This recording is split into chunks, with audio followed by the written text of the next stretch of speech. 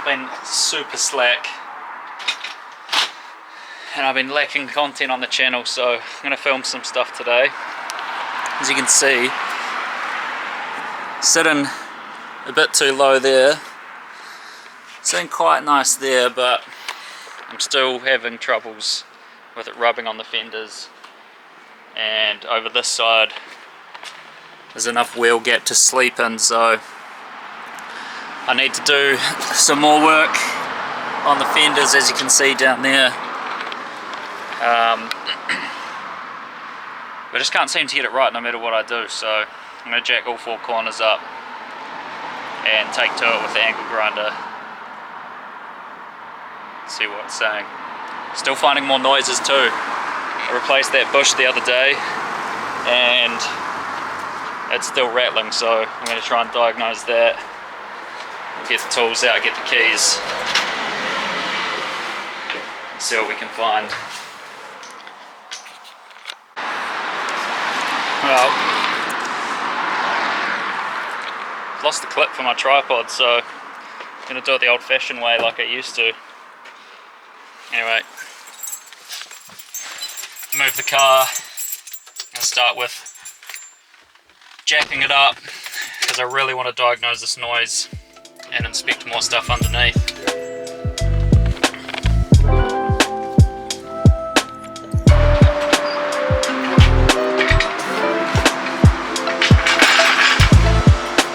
BeatStars.com.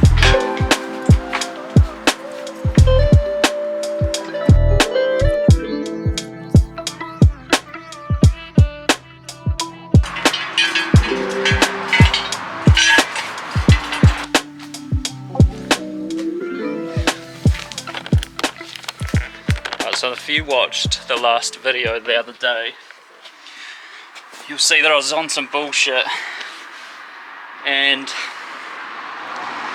I smoked this tyre. It wasn't really that low, but these M57s are quite torquey, so I don't know if it'll focus. Oh yeah, it fully does. I'm gonna drive to Mallory Park this Saturday. I've got a spare tyre just arrived today. Basically what I'm going to do is put these Pirellis from the front to the rear because I run the same size tyre, and then I got some new directionals. But I ordered thinking I was getting two and only one's shown up. So they arrived today, wrapped up in that, so I'm going to have to order one more because I really don't want mix match tyres on the front. And yeah, I'm a bit worried about that. I do keep a spare in the boot, but I mean it's a 1 hour drive. Probably gonna get lit up too for driving on the I'll take the B roads and that'll be fine. But yeah, what I'm gonna do now is anyway, still can't diagnose that rattle, so I explained in that same video that I'd replaced the integral link, which is this bushing here and this one, this big bolt. It's for the wheel carrier, but I'm still getting this random rattling noise. I don't know what it is, so I'm going to work the wheels off anyway because I've got to do some adjusting on that, and then I'm just going to wiggle around, see if I can find the noise and eliminate it because it's starting to piss me off. Like a nice dog car, doesn't like rattle around, especially on British roads. They're absolutely horrendous, worse than Christchurch, worst I've ever seen.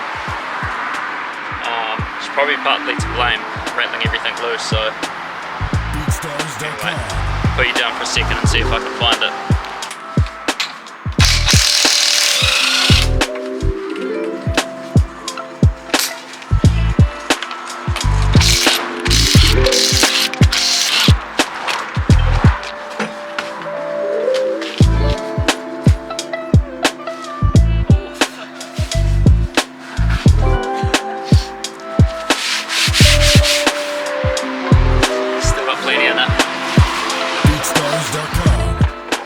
Right, so I've figured out that the noise is coming from the strut, which I'll show you. can't figure out exactly what it is, but you can see like it's not the spring seats because they're tight. I'm wondering if there's some sort of like washer around the strut itself that's rattling. Everything's fastened in place, so at least I know where it's coming from. I'm 99% sure that is the noise that I'm hearing when I'm driving down the road, and it's pissing me off. So at least I know the bushes are 95% all good. Anyway, I figure where it's coming from. It might be the top hat bolts. I might have to get in there and have a look anyway. But figure it out, and then I'm going to start cutting a bit more of this, because it needs to sit lower. It just doesn't look cool with a wheel gap, man. Alright, so I've found it. I don't know if you'll be able to see it, but this ring here is rattling. I don't really know what it does. I think it's from the factory struts. So if you watch the video where I did the install, you're going to take top hats off the factory ones and mount them to these, and probably wasn't paying attention whether I needed that or not, but I really can't be bothered taking the struts all the way out just to remove them, so I've got to figure out a way to get that wedge like a rubber something or other. I might get my calipers, measure that bit of strut, and I'll go see the bro Steve and get like a rubber barometer washer and just slit it and wedge it in between that, because a little mod like that will go a long way. Right, so I got what should work. Got these machine washers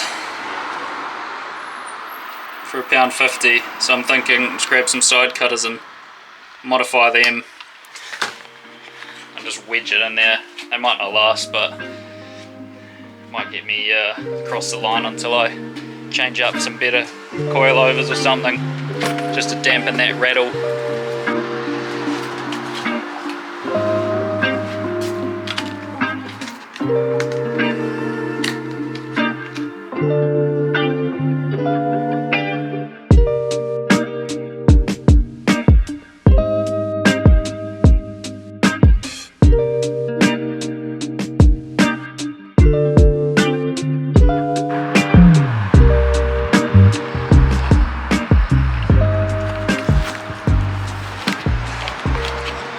Well, probably can't really tell, but it's in there and it's stopped the noise, so I might just put a bit of silicone around it to sort of get it to help set in there. Might dry out by the time I'm done, and then maybe that fixes it. Anyway, I'm going to finish that and start massaging these fenders more, or wings as English people call it. Well, that seemed to have worked, so while I'm doing everything else, that should set a bit harder, so by the time I drop it back down onto the wheels, it's not going to move around too much. Hopefully that fixes it anyway. I'll go for a drive tomorrow or the next day. So now I'm going to cut some more of this fender out. As you can see, still sort of rubs in there. Don't know why it won't focus. There you go. So cut that out, and then we will seal it up a bit more, paint the cut edges, and wind these heights down. These coilovers have been covered in grime too, like all the shit you can see has made it an absolute nightmare to wind them down with the C-spanners that Blue Line supplied. The C-spanner's got like a hinge on it, so you can do the top seat spring and the locking one underneath, because they're obviously different sizes. As the worst design ever. So fortunately, when I serviced that silver car, I got this set of oil filter wrench that looks like is missing. No, there it is. That there. And it works perfectly. As you can see, you just grip it round and that's like a proper solid grip, sits into the little notches. So I got 2 birds stoned at once buying that tool. That was like £5 as well, so proper cheap. But yeah, put some music on, run a lead out, start cutting a bunch of excess body that is getting in the way, and then we're going to lower it. I might actually have to pump these out too, because it does still rub.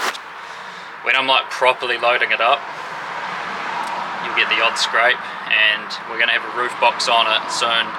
Every seat filled, the trunk's going to be full of luggage, so with these soft spring rates, they're not that stiff, so you still get heaps of droop when you're cornering and when you're loading it up, the tools or whatever's in the back. So I want to get to the point where it can sit properly low and not be interfering with anything. It's a lot to ask though when you've got 20mm adapters with a 10.5 inch, 20 inch rim, the big boys. And I'm not running any adjustable camber or anything. I need to get some lower control arms that are adjustable up front, but I just can't seem to find anything, so it might be a matter of getting them cut and extended at some point, buy some spares off Marketplace or something like that. Screwaholic.com.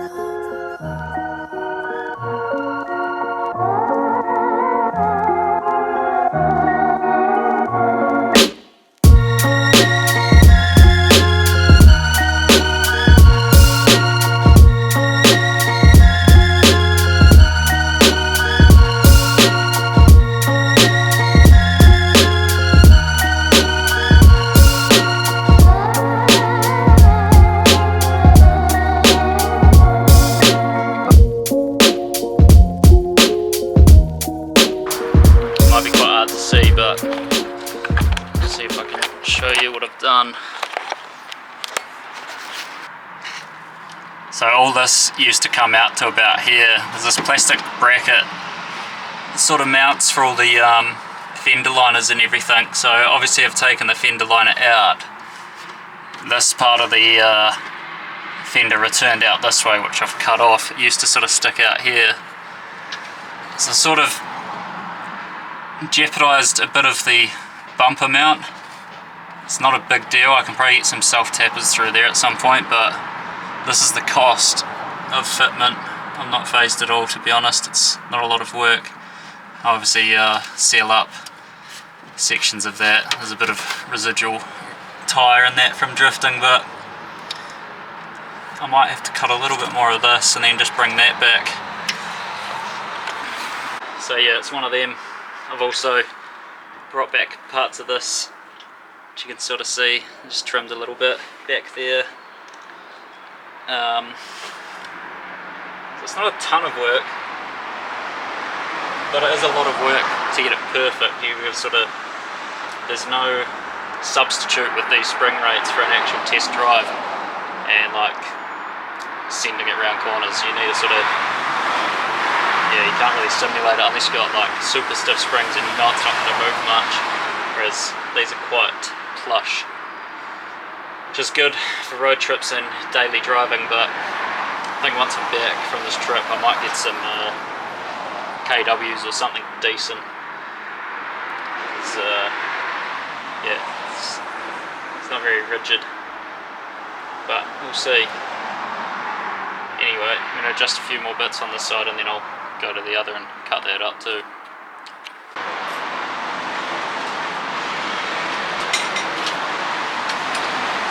So I've decided that I need to roll the guards more as well. I'm not going to do it crazy, just pump it out a little bit to make it so if it does go all the way down, it'll miss it.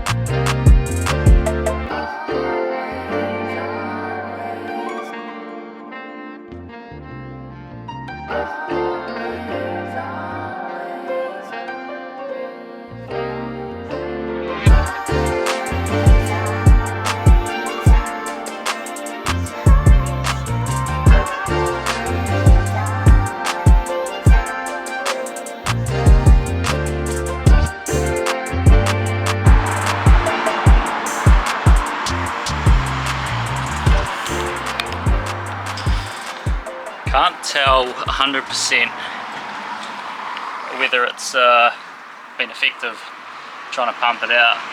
This material's now quite flimsy, like I can move it around a lot, which isn't really a bad thing, but I don't want to go too much more and start like putting ripples in it or anything like that. So it is double skin, that's why it's so hard to, originally it was so hard to fold that lip in, because these things are just built like tanks. So now there's a gap in between the two panels as well. I'm going to pump it full of silicone and then seal it up nicely, put a bit of spray paint on it to avoid any rust and that, and maybe go a little bit lower, I'm not too sure. I think the sides are right, but yeah, I'll just match up the other side, trim that back and then seal it. I think that's probably that done. We'll see.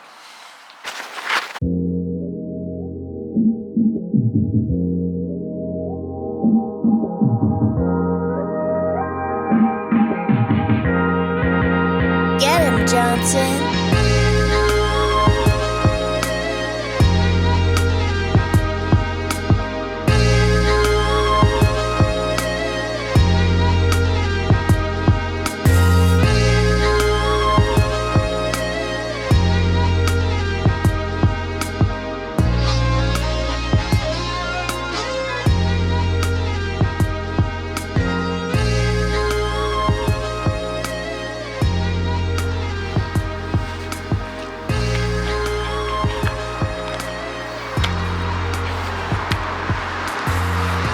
I feel like Narco San doing that, but 1,000 times rougher. See a slight ripple in there,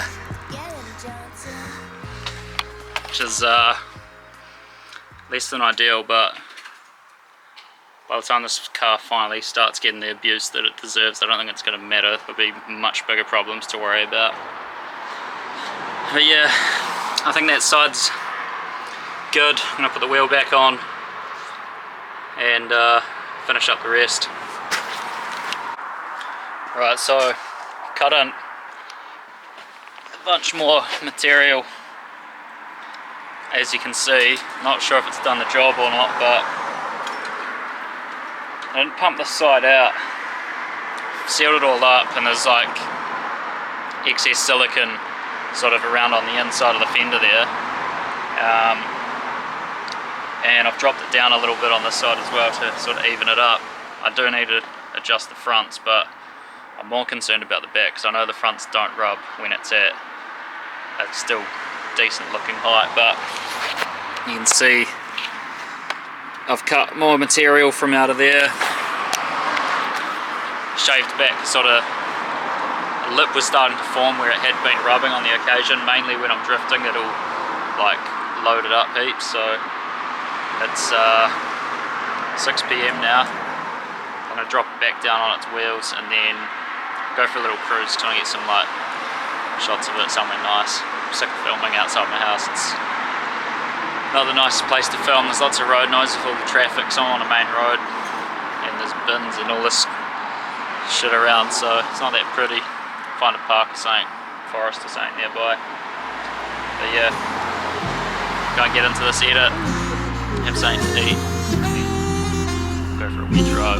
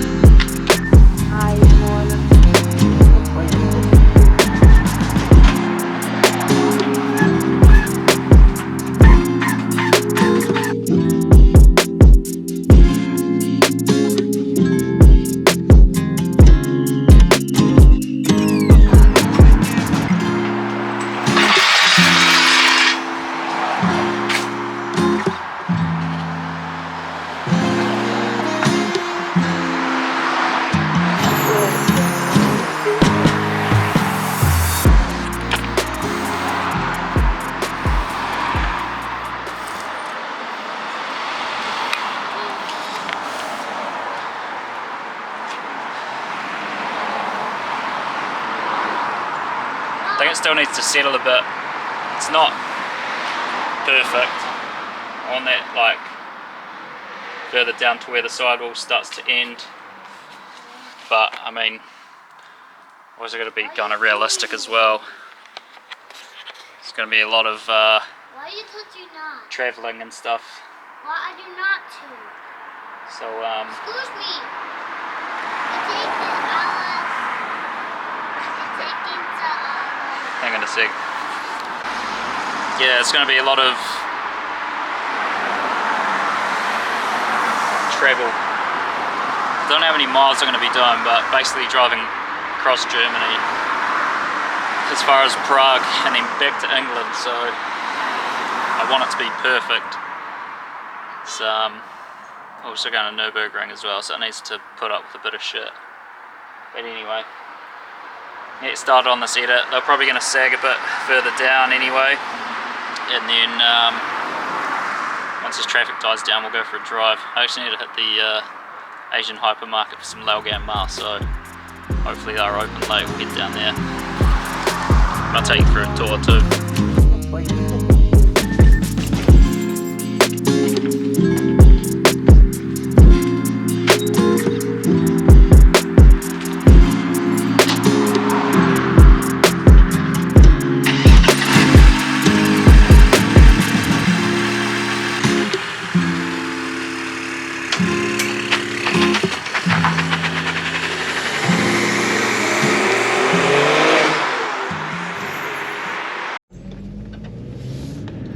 Well, it's been a few hours now. It's about 9:30. The shop's still open, so I'm gonna get some groceries. I don't want to go on a crazy lap round anywhere, just in case I do finish that tyre, because I kind of need to get it to the track on Saturday so I can use the tyre machine and change them out. But from in the cab, I can't hear that rattle noise. Obviously, I explained I was fixing those little things on top of the struts earlier. Can't imagine they'll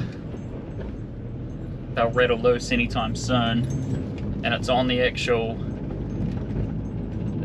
strut itself, which does move, but not in between that top hat and everything. So, but I mean, if you live in the UK, you know how terrible the roads are, so God only knows how long it'll last. I'll wind the windows down and see if I can hear it.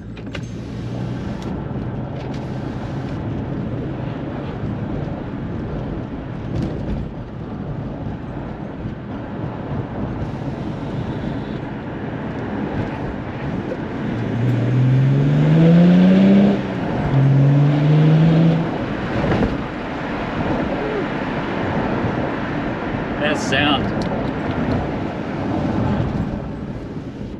Well, it looks like I fixed that, so that's one bonus. Should probably slow down, I'm in the 30 zone. Still lots of people out. So I don't know how far into summer we are right now, but the days are super long and I absolutely love it.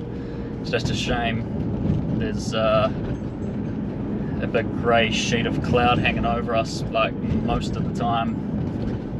But tonight it's pretty decent. But yeah, I'm gonna hit Tesco's. It's a cool car park, it's quite light industrial, so we'll pull up there. I'll get a few shots of the whip. We'll see if the suspension is sort of sagged into a proper resting place, if you will, now that I've quickly boosted up the street. How busy is it? Yeah, I reckon we'll pull up in there. Looks like little meets going on. I actually drove a 1 litre turbo Fiesta across the country the other day. Shouldn't talk shit on it, it was actually quite fun. Still a Ford though. So, anyway, back in a tick. Rev, that's a whole fucking Fiesta basically. A whole gang of them rolled up. So I'm gonna leave them to it. Chair bolt, because car park's gonna be full, and I'm trying to get some nice shots of the whip undisturbed. So also, if I go swinging round a roundabout with my groceries, they'll probably smash all the eggs or something. So cruise down the road, find a low-key spot.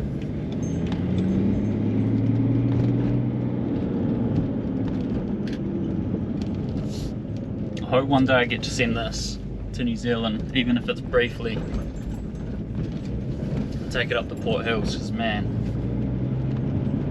where I used to live back in New Zealand, that's about,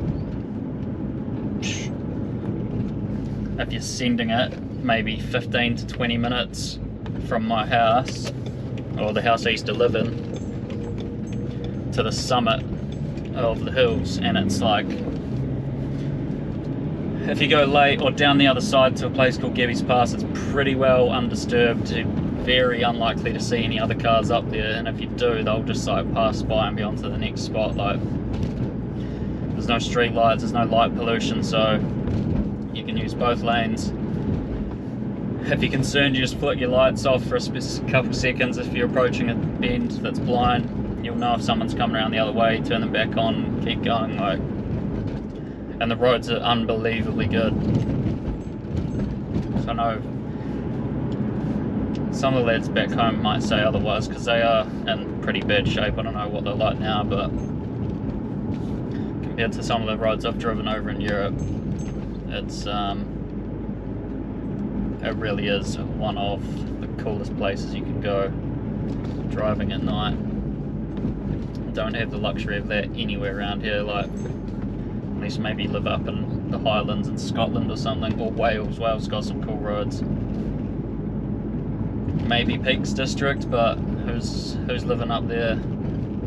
Just farmers and that. Nothing around the cities. Anyway, it's kind of busy still. I don't really know. I don't even need to swing it. I just need to like load up one side. Might even feel it here, to be honest. Nothing there, stepped out a bit.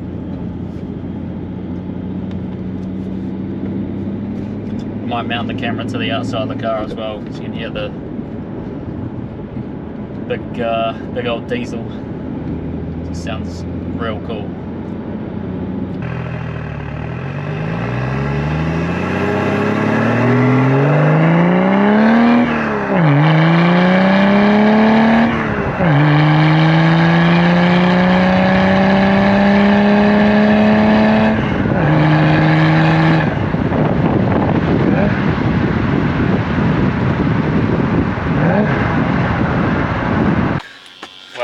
Found this spot, it's alright.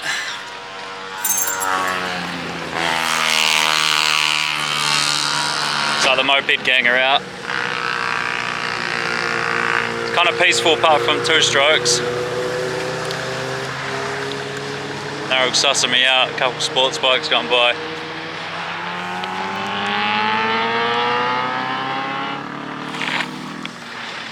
Fuck knows. Anyway, it's pretty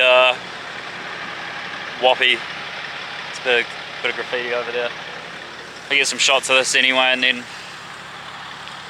I'll cruise back, get my eggs and that.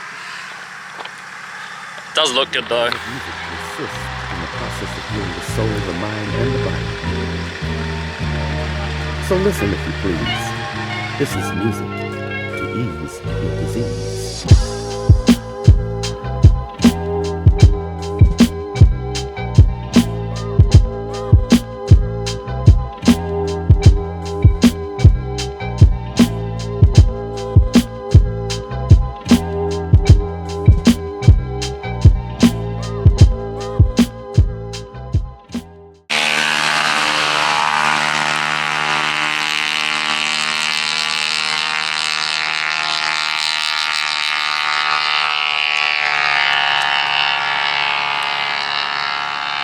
Hope you like what I did to your lawnmower. I can do it again, boy.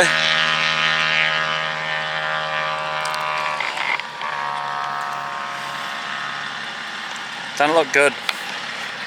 I think this must be like the Midlands equivalent of the One Garn Highway, because that guy had his visor like overlapping his helmet. I've done it before on the track with RG150, because I was wearing a motocross helmet, and as soon as you lift your visor off the windshield of the bike, your head gets ripped back. So he was probably only doing 80. That's cool though. Nice night for a cruise.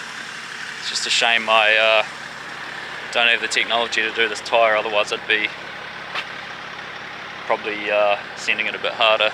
Anyway, a few more little cool shots, maybe a thumbnail, maybe a little photo. I love the look of this car, man. We'll get back on the road and cruise.